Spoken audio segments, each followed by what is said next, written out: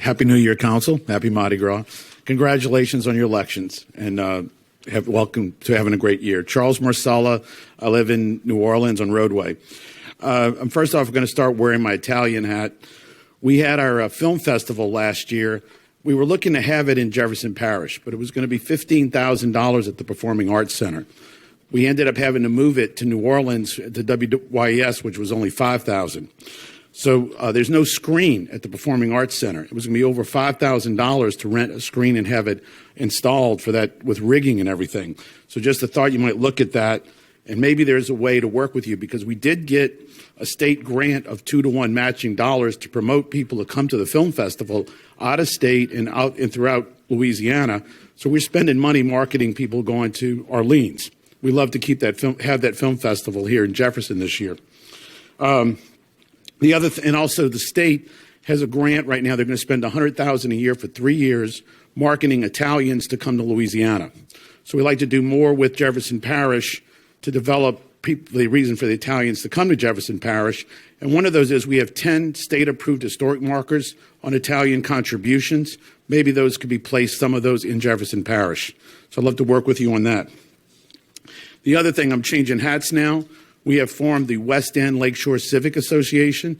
And as you know, I've been here before about what we could do with that acre and the land outside. So my thoughts are there is that, and I drafted when I was here in June, President Walker said to draft something and get it to your attorney.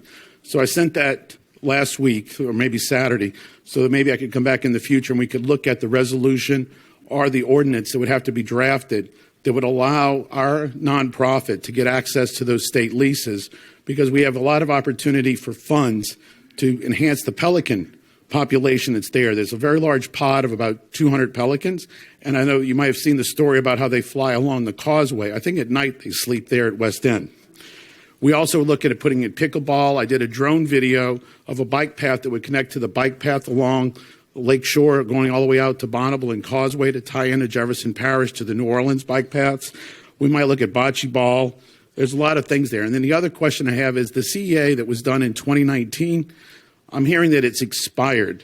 And you know that New Orleans recently passed an ordinance that said no housing could go into the proposed development. It'd be great to know where the process is of that, because if that CEA has got to be reinstated or changed or whatever, you're in a different position than you were 4 years ago, because New Orleans has said now no housing out there.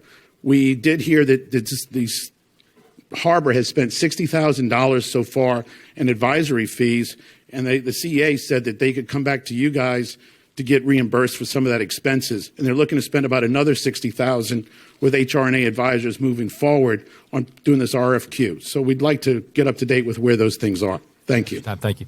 Sir, if you could, what is your name again? I missed your name.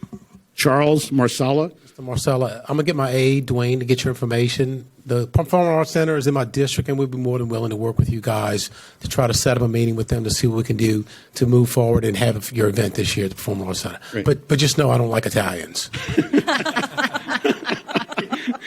You know, we need more Italians on this board. I would really like to work with that to have that happen, or partial Italians or something, you know. I was going to volunteer that we could be an exchange program for the Italians they're trying to bring in. We can certainly be ambassadors to Italy.